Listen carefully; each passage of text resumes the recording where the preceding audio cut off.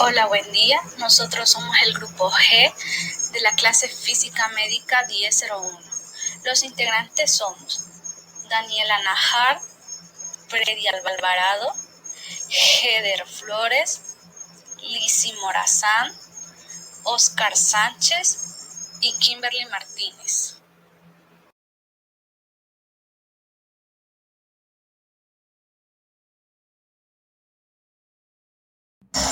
El día de hoy hablaremos sobre el tema aplicaciones de las leyes de Newton a la medicina. ¿Pero qué son las leyes de Newton? Las leyes de Newton, también conocidas como leyes del movimiento de Newton, son tres principios a partir de los cuales se explican la mayor parte de los problemas planteados por la dinámica, en particular aquellos relativos al movimiento de los cuerpos.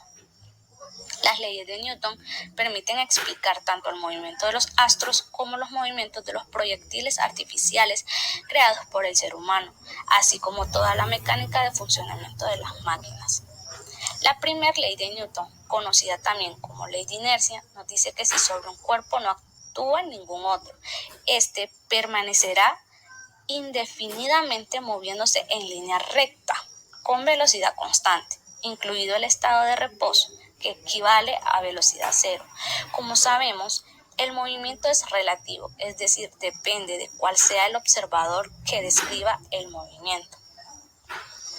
La segunda ley del movimiento de Newton dice que el cambio de movimiento es proporcional a la fuerza motriz impresa y ocurre según la línea recta a lo largo de la cual aquella fuerza se imprime. La segunda ley de Newton se encarga de cuantificar el concepto de fuerza. Nos dice que la fuerza neta aplicada sobre un cuerpo es proporcional a la aceleración que adquiere dicho cuerpo.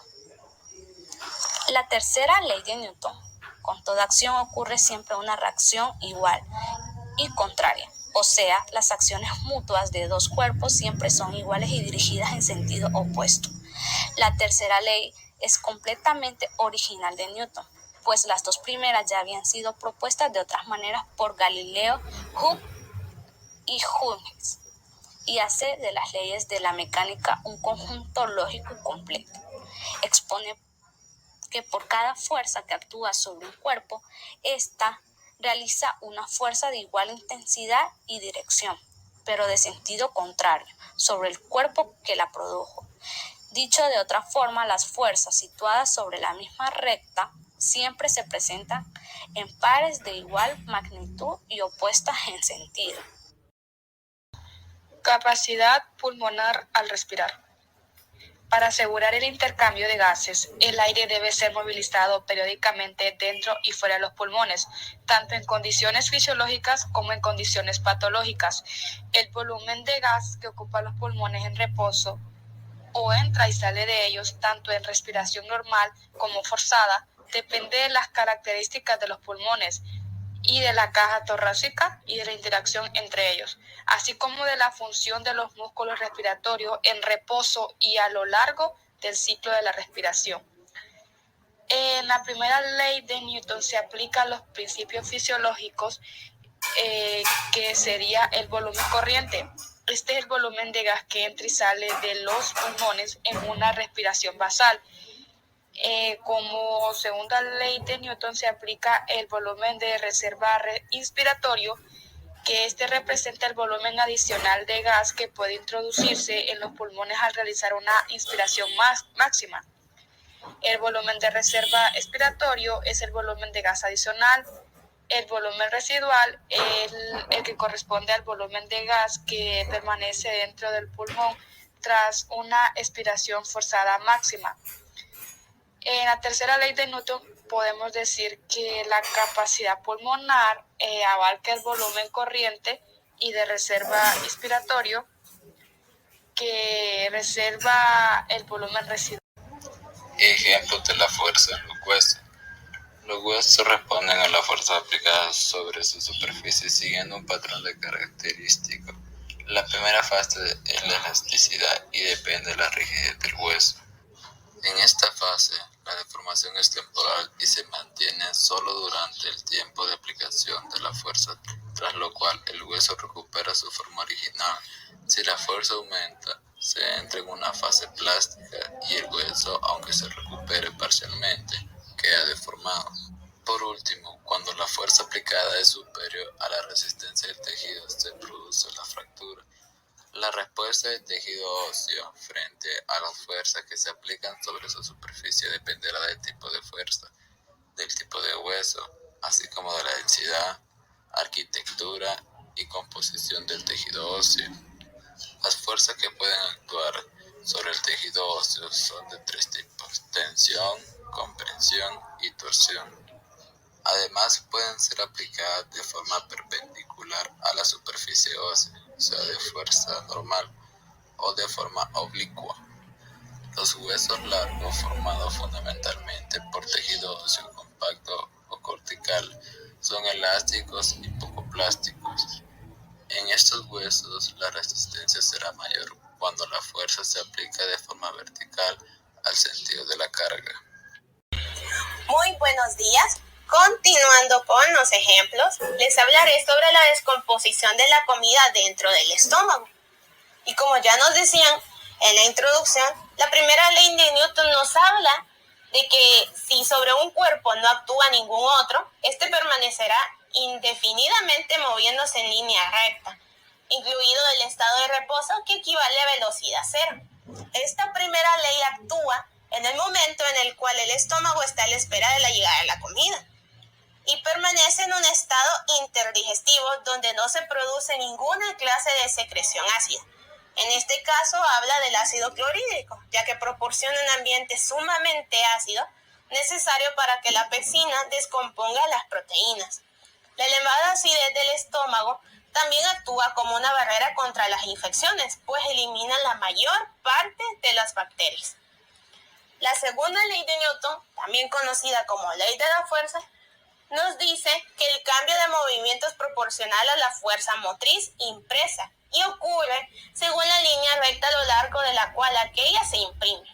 En esta segunda ley actúa cuando la comida baja por el tubo digestivo y entra en contacto con el estómago, ya que esto causará la distensión de la mucosa, lo cual empezará a actuar los quimiorreceptores y se estimulará la secreción de ácido y pexinógeno, que es convertido en pexina. La pexina es una enzima elaborada por el estómago que descompone las proteínas de los alimentos durante la digestión. El ácido del estómago cambia una proteína que se llama pexinógeno y la transforma en pexina. Y por último, pero no menos importante, tenemos la tercera ley de Newton, que también es conocida como la ley de acción y reacción, ya que con toda acción ocurre siempre una reacción igual y contraria. Es decir, que las acciones mutuas de dos cuerpos siempre son iguales y dirigidas en sentido opuesto. En este caso, ocurre cuando la acción que provoca la liberación de ácidos y enzimas se produce la reacción de la descomposición química de los alimentos y la degradación proteica dada por la enzima pexina.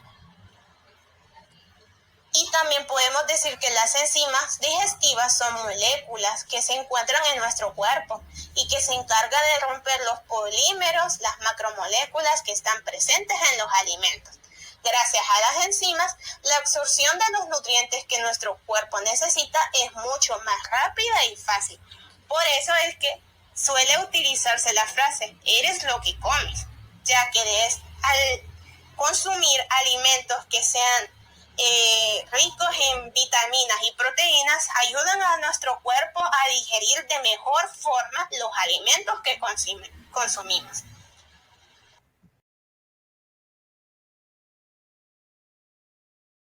Aplicación de las leyes de Newton al realizar un torniquete o al tratamiento de fracturas. Se utilizan diferentes formas de colocar al paciente. Para ello existe la tracción de Russell. Lo que hace es colocar un cabestrillo bajo la rodilla y colocar unas poleas. Por la posición de estos elementos se duplica la tracción ejercida, que se distribuye debajo del miembro afectado y a través de todo el miembro. La tracción es doble para cualquier fuerza ejercida en una dirección. Existe otra fuerza igual en dirección opuesta, que sabemos cómo se aplica a la tercera ley de Newton. La segunda ley puede ser muy útil para conocer las fuerzas a las que sometemos nuestros huesos. Por ejemplo, Cuando recibimos un golpe en un hueso, este es sometido a una aceleración que es consecuencia directa de la fuerza del golpe. Si dicha fuerza supera un determinado valor, el hueso podría fracturarse. En este caso, medimos la aceleración del hueso durante el golpe y luego calculamos la fuerza que la provoca mediante la segunda ley de Newton para ver lo cerca que hemos estado de la fractura. Al respirar y capacidades pulmonares. En la primera ley de Newton, esto se refleja de la siguiente manera. Dentro de los pulmones, al estar en un estado de reposo, obtendremos un volumen corriente de 500 centímetros cúbicos, pero tendremos capacidad de 2.300 centímetros cúbicos. Aplicación de la segunda ley de Newton. Al realizar una gran inspiración, causaremos que se realice una mayor contracción de los músculos del diafragma, intercostales y abdominales. Esto ayuda a desplazar y a respirar a los pulmones. Por ende, esto causará una mayor capacidad pulmonar, específicamente una de 3.500 centímetros cúbicos. De igual manera pasará si estamos en movimiento y nos pondremos en estado de reposo, nuestra capacidad pulmonar disminuirá. Tercera ley de Newton. Debido a la diferencia de presiones, los músculos respiratorios se relajan y cuando inspiramos se baja la presión intraalveolar.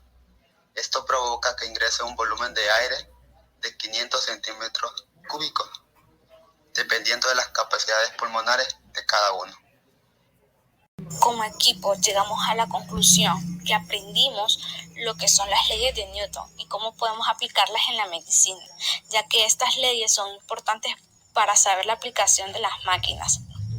Teniendo en cuenta los conocimientos aprendidos sobre lo que es la dinámica y las variables que ésta usa como la fuerza.